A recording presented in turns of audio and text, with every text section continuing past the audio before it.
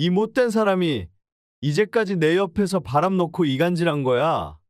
여태까지 너한테 거짓말하면서. 장미빛 인생의 사연 시작합니다. 안녕하세요. 저는 30대 후반 여성입니다. 어릴 때부터 물 한 방울 묻히지 않고 곱게 자랐고 굳은 일을 하려고 하면 부모님께서 결사 반대하시는 정도였습니다. 그래서인지 맞벌이 부부 집안이 아니어도 외로움을 타는 일 없이 바르게 자랄 수 있었습니다. 늘 저녁을 미리 차려 두고 가시거나 그럴 틈이 나지 않을 때면 문자나 메모와 함께 돈을 남겨두고 나셨습니다. 부모님 참관 수업 있는 날이면 빠짐없이 참가하시고 무리해서라도 제 생일에 맞춰 휴가를 내서 축하해 주셨습니다. 제가 좋아하는 게 뭔지 꼭 잊지 않고 케이크에 촛불을 켜주셨고 치킨이며 초밥이며 온갖 진수성찬을 늘어놓았습니다. 보통은 미역국을 끓여주시곤 했지만 저는 어릴 때부터 미역국을 먹을 때마다 힘들어했기 때문에 대신 좋아하는 걸 만들어주기로 오래전부터 약속하셨습니다. 그래서 다른 집과는 비슷하면서도 조금 다른 생일날을 보내기도 했죠. 바쁘신데도 불구하고 저에게 쏟아주시는 무한한 애정 덕분에 고등학생 때는 별다른 걱정 없이 공부에만 집중할 수 있었습니다.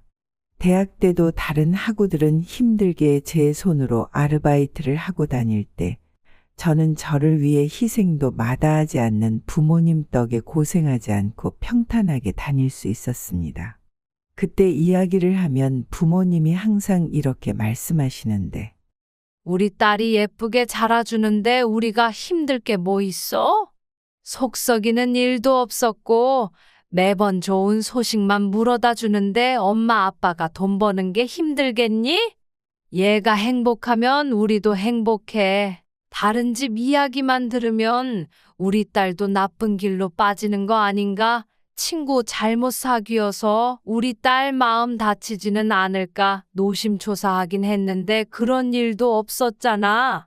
그것보다 꼭 좋은데 뽑히겠다고 늦게까지 학원에서 공부하느라 힘들었지? 라고 말씀하시면서 주름진 손으로 제 손을 꼭 부여잡아 주셨습니다.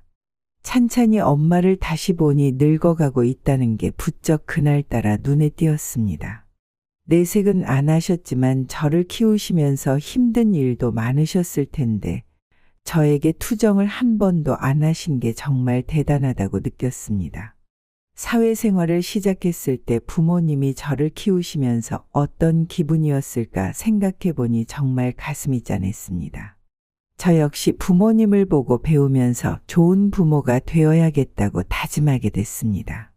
대학교를 다니면서 지금 남편과 만나게 되었고 처음 만난 순간부터 얼마나 집요하게 따라다니던지 끈기 덕에 한번 만나보자는 마음으로 교제를 시작했습니다. 참 사람이 성실하고 바르다 그렇게 생각하게 된 계기가 대학교 다닐 때도 술 한 번 하지 않고 아닐 때는 아니다라고 말할 수 있는 사람이었습니다. 결혼하기 전부터 남편은 우리 부모님 일로 너 힘들게 하지 않겠다. 라고 말하곤 했죠. 수지야, 너 우리 부모님 일로 힘들게 하는 일 없을 거야. 내가 약속 한 번 하면 어기는 일 없는 거 알잖아. 만약 그런 일이 있으면 나한테 솔직하게 말해. 어찌나 기세가 대단하던지 시어머니도 저한테 웬만한 일이 아니면 연락을 잘 안 하시기도 했고 안 보이는 곳에서 잘 챙겨주셨습니다. 그래서인지 서로에게 그리 깊게 간섭하지 않는 좋은 고부 관계를 형성할 수 있었어요. 시어머니는 발이 넓으신 편이라서 여기저기서 소문을 많이 듣고 오시는 탓에 꽤 수다스러운 편입니다. 게다가 부침성도 좋고 공감도 잘해주시는 편이라 사소한 것에도 오버스럽게 반응하시는 편이에요. 그래서 가끔 제가 시어머니께 상담을 하는 일도 꽤 있었어요. 저희 집이랑 다름없이 한 가족이 된 사람에게 아낌없이 정을 베풀어 주셨습니다. 서로 원만하게 지내려 노력하는 게 보였습니다. 특히 시아버님은 시어머니를 굉장히 아끼셨어요. 무슨 일이라도 생겼나 싶으면 한달음에 달려가 아내를 살피시기도 하고 가족이 제일 중요하다고 입버릇처럼 말씀하시곤 했습니다. 그리고 자기 말을 절대 어기지 않는 정직하고 현명한 분이셨죠. 남편과의 사이에서 토끼 같은 자식 2명을 낳고 도저한 행복을 누리며 평화로운 날들이 연속이었습니다. 하지만 몇 달 전부터 친구와 연락을 다시 주고받기 시작하면서 이런 평화가 깨져버리고 말았습니다. 둘째가 유치원에 다니기 시작하면서 조금 여유를 찾은 뒤로는 바빠서 자주 볼 수 없었던 단짝 친구와 다시 만나기로 약속을 잡았습니다. 그런데 오랜만에 만난 친구는 몰라볼 정도로 사람이 달라져 있었습니다. 머리부터 발끝까지 명품을 걸치고 나타난 친구는 육아에 찌들어 있던 저와는 너무 달랐습니다. 괜히 움츠려들게 될 정도였죠. 지혜야, 너 진짜 많이 달라졌어. 그래? 난 잘 모르겠다. 넌 잘 지냈어? 나야, 뭐 그냥 그렇지. 넌? 저흰 그렇게 서로의 근황이라든지 반상황까지 낱낱이 이야기하기 시작했습니다. 워낙 허물없이 지내던 사이였고 어렸을 때부터 제일 친한 친구였던지라 정말 쓸데없는 것까지 다 털어놓았습니다. 친구도 자기 이야기를 시작했어요. 시부모님이 자기 대우를 정말 잘해준다며 슬슬 말하는 겁니다. 저는 너무나도 달라진 친구의 모습에 철석같이 믿을 수밖에 없었습니다.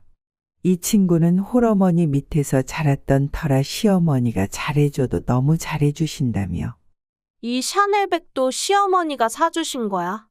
이런 거 안 사셔도 된다고 말렸는데도 집안된 며느리라며 이 정도도 못 해주겠냐고 해주셨더라고.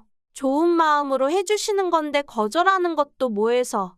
안 그래도 며느리 마디에서 손주 나오면 꼭 자기가 돌봐주고 싶다면서 자주 봐주시고. 게다가 차 없는데 애들까지 있으니까 차 없으면 힘들지 않냐고 차까지 사주셨다니깐. 그리고 나 어렸을 때부터 배우가 꿈이었잖아. 요즘은 재능 살려 다른 일이라도 해보는 게 어떻겠냐면서 먼저 말씀해 주시더라고. 결혼 비용도 시댁에서 다 됐고 우리 집 사정은 어떻게 아셨는지 말 안 해도 다 챙겨주셨어. 그래서 요즘 비는 시간마다 요리 학원 다니고 그래. 친구와 통화하고 문자를 주고받고 만나는 날이 반복될수록 점점 내가 이렇게 바보같이 사는 건지 짜증이 나기 시작했습니다. 나도 시집을 잘 갔더라면 저렇게 살지 않았을까. 그런 생각이 머릿속에 떠올라서 친구와 만남을 거듭할수록 제가 작아지기만 했습니다. 나도 모르는 사이에 사람이 무기력해졌는지 아무것도 하기 싫고 남편도 시어머니도 믿기만 했습니다. 얼마나 심각했으면 화가 나고 다른 남자를 만나고 싶다는 생각까지 들었습니다. 이러면 안 된다는 걸 잘 아는데도 말입니다. 어느 날 무슨 정신으로 그랬는지 신경이 얼마나 곤두섰으면 별것도 아닌 일에 금쪽 같은 내 아이에게 손까지 올려버리고 말았습니다.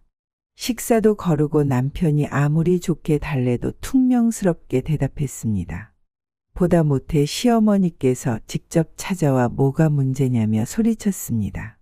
집안일은 남편이 어찌 해결해주고 있었으나 이대로는 안 된다고 생각했는지 시어머니께 상담한 모양이었습니다.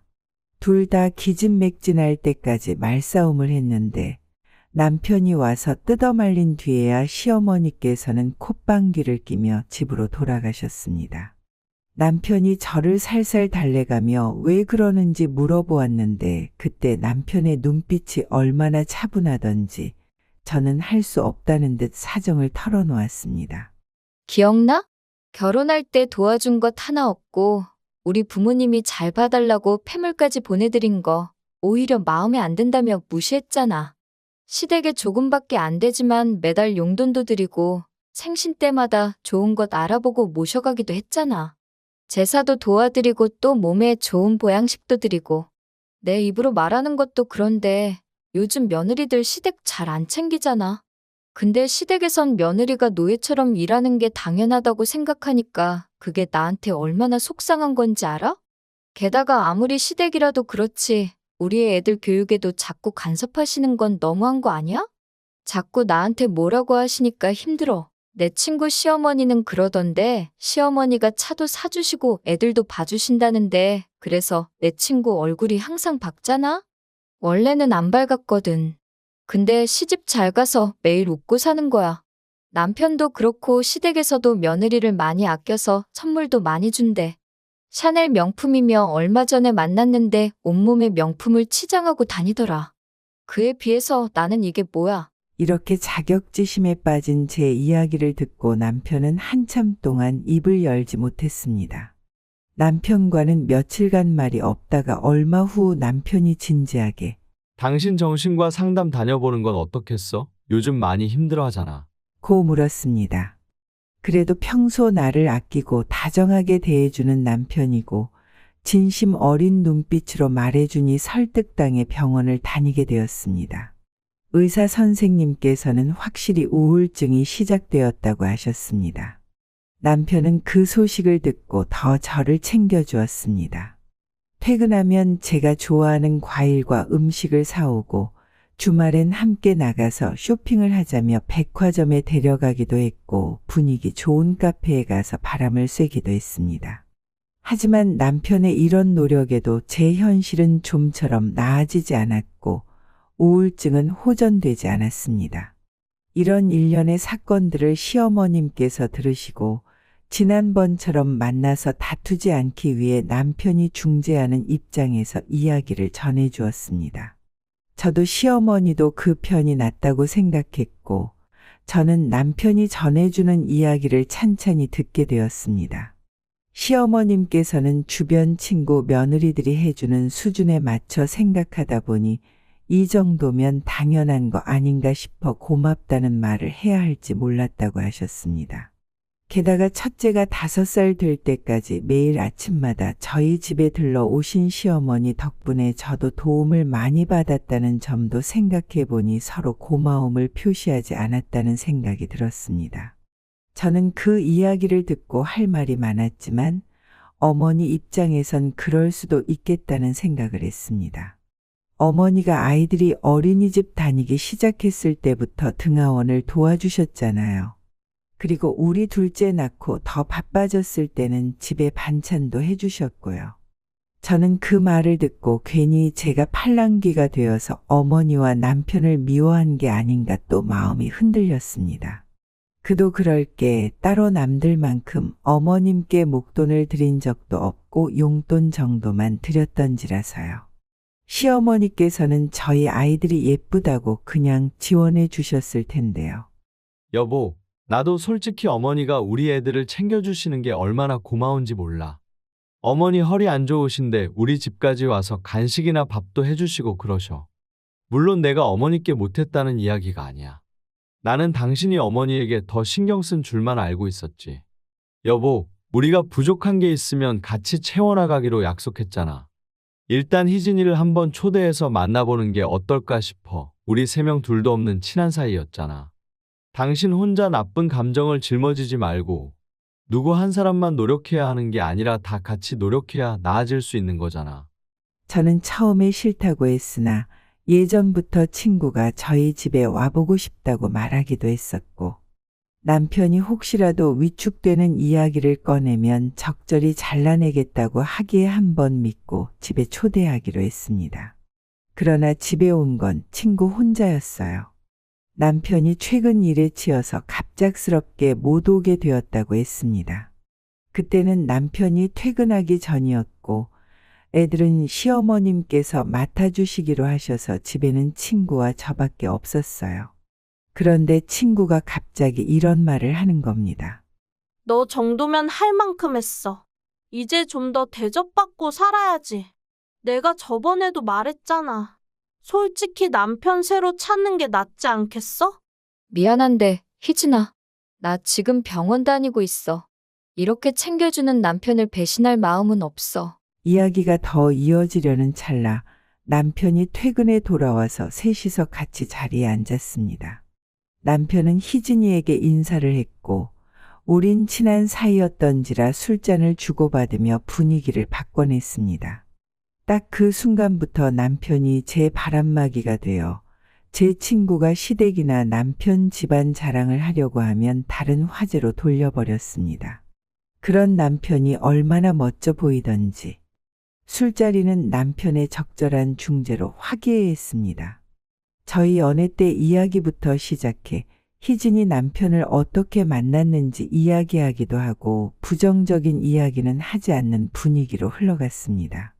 하지만 남편의 눈을 보니 남편은 희진이를 보며 이것저것 생각이 많은 것 같았습니다. 저는 대수롭지 않게 생각했습니다. 희진이가 행실이 나쁜 애도 아니고 저에게는 둘도 없는 친구였으니까요. 남편이 술자리를 즐겁게 끌어가다 보니 술이 빠르게 떨어졌습니다. 저희 부부는 평소에 집에서 술을 즐기는 편이 아니라 술이 많지 않았습니다. 그래서 남편은 제게 나가서 술을 좀 더 사오라고 했습니다. 저 혼자 있으면 친구가 또 기분 나쁜 말을 할까봐 그런지 남편이 제게 술을 좀 더 사오라고 부탁했어요. 편의점에서 술을 사고 돌아오는 길에 곱창집에서 곱창 볶는 냄새가 너무 좋아서 술도 더 먹겠다 싶어. 안주가 부족할까봐 2인분을 포장하느라 시간이 좀 지체되어 집에 돌아왔습니다. 돌아와 보니 웬 낯선 남자가 한 명 집에 와 있었고 친구는 오열하며 그 남자의 바짓가랑이를 붙잡고 있었습니다. 이게 무슨 상황인가 싶어 남편에게 물으니 남편이 씩씩대며 친구를 삿대질했습니다. 이 못된 사람이 이제까지 내 옆에서 바람 넣고 이간질한 거야. 여태까지 너한테 거짓말하면서. 여보, 그게 무슨 말이야? 저는 남편에게 자초지종을 모두 듣게 되었습니다. 남편은 핸드폰에서 녹음된 음성을 켜고 제가 나간 사이에 무슨 일이 있었는지 생생히 들려주었습니다. 수진이 다른 남자 있는 거 아세요? 많이 취하신 것 같은데 헛소리는 그만하시죠. 요즘 수진이랑 관계 많이 안 좋으신 것 같은데 지금 아무도 없잖아요. 저랑 어때요? 지금 말하신 거 다 녹음하고 있습니다. 수진이 있는 여기서도 똑같이 한번 해보세요. 뭐라고요? 녹음이요? 잠시만요. 하지 마요. 당당하시다면 왜 녹음을 못하게 하시죠? 남편은 그렇게 희진이의 말들을 녹음하며 제가 부러워서 그랬다는 것을 밝혀냈습니다.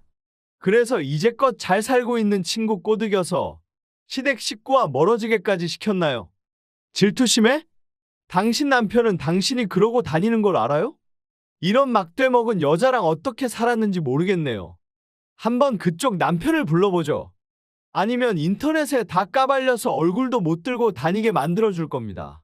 남편은 희진이 남편을 불렀고 희진이 남편이 도착해서 남편이 희진이의 행실을 알리며 큰 소란이 벌어졌습니다. 저는 희진이에게 왜 이런 짓을 했느냐고 따졌습니다. 어릴 때부터 뭐든지 털어놓을 수 있는 친구라고 믿었는데 왜 이런 짓을 했는지 이해할 수 없었습니다. 힘들 때 서로 의지하고 좋은 일이 있으면 자기 일처럼 기뻐하던 친구였는데 말이죠. 넌 옛날부터 다 가졌잖아. 네가 뭐가 부족해? 어릴 때부터 너랑 친해지면서 너희 부모님이 나에게 용돈 주실 때마다 얼마나 기분이 나빴는데 동정받는 것 같아서 싫었어. 네가 우리 집에 오는 것도 싫었어. 네가 오면 항상 비교당했거든. 성적이며 얼굴이며 넌 여태껏 다 가졌으니까 내가 좀 빼앗으면 어때? 먹고 살만하니까 됐잖아. 여기까지 듣고 저는 모든 것이 친구의 질투 때문이었다는 것을 알게 되었습니다. 머리가 띵하고 앞이 아득했습니다. 그리고 이내 창피함이 몰려왔습니다. 제가 이 친구의 꿰매 넘어가 시부모님과 남편에게 몹쓸 짓을 했다는 생각이 밀려들었습니다. 쥐구멍이라도 있으면 숨고 싶은 심정이었습니다. 친구에게 화가 나는 것보다 미안함과 죄송스러움 그리고 민망한 마음이 저를 덮쳤습니다. 그러면서 남편을 쳐다보았습니다. 남편은 다 이해한다는 눈빛으로 저에게 고개를 끄덕였습니다. 남편은 말하길 누구보다 저를 믿고 있었고 최근에 떨어진 적이 없었기 때문에 제가 남자가 있다는 건 거짓말이라는 걸 금방 알아챘다고 합니다. 씨알도 안 먹히는 거짓말을 친구가 슬슬 내뱉을 때 남편은 재빠르게 녹음을 시작했다고 합니다. 요즘 핸드폰이 좋아서 화면 몇 번 터치하면 바로 녹음이 가능하잖아.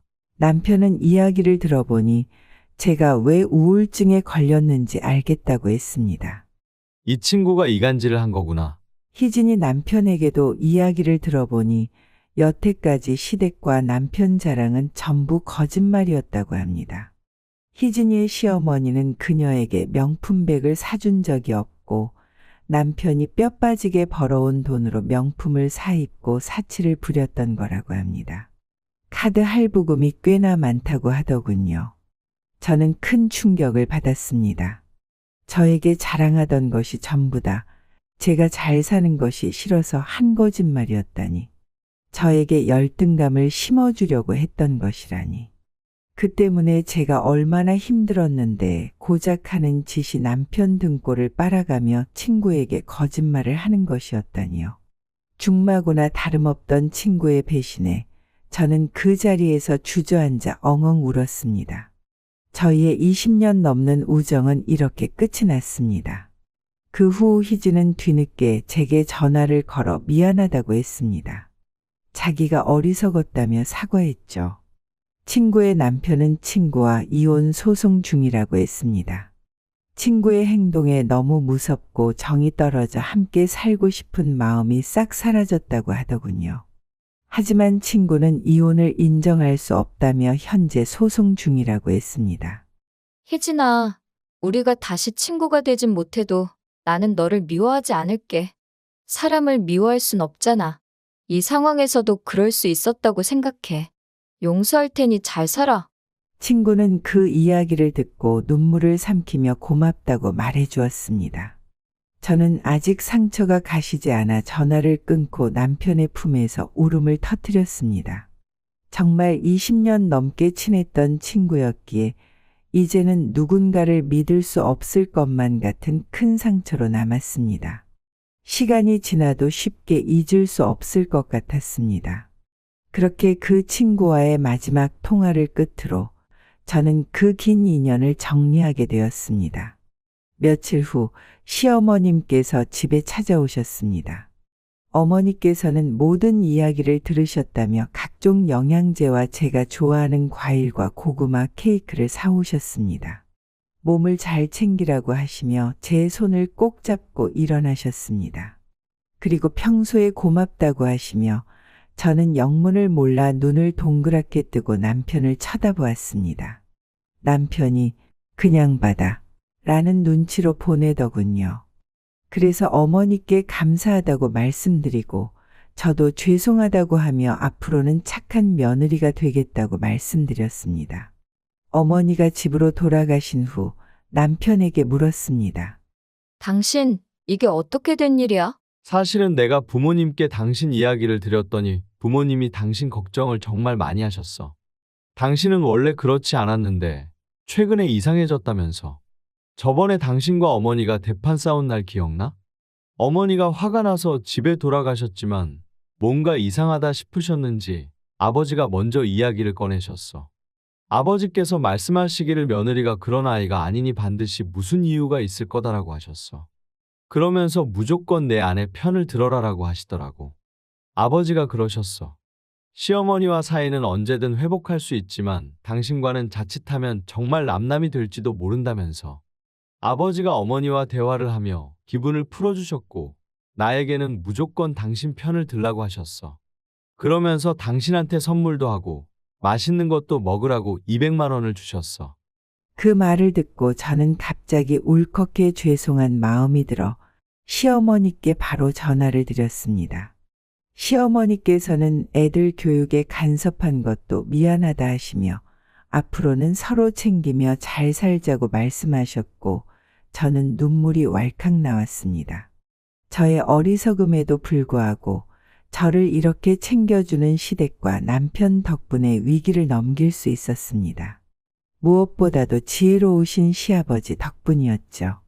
지금에 와서는 웃으며 말할 수 있지만 만약 잘못되었다면 시댁과 남편과도 돌이킬 수 없는 관계가 되었을지도 모릅니다. 그 이후로는 남의 말에 휘둘리지 않고 지금 가진 것에 만족하며 살고 있습니다. 단순한 유혹에 눈이 멀어 주변을 등한시하는 게 얼마나 바보 같은 일인지도 알게 되었습니다. 남편에게 그간 정말 잘 챙겨줘서 고맙다고 말해줬습니다. 다시는 겪고 싶지 않은 일이지만 이번 기회로 시댁과 남편과도 더 돈독해질 수 있었던 것 같네요. 남편이 퇴근할 때마다 저를 챙기고 아이들과 놀아주고 중간에서 조정 역할을 해주느라 얼마나 애썼는지 이제는 그런 남편의 부담을 덜어주기 위해 제가 먼저 시어머니께 다가가는 일도 많아졌습니다.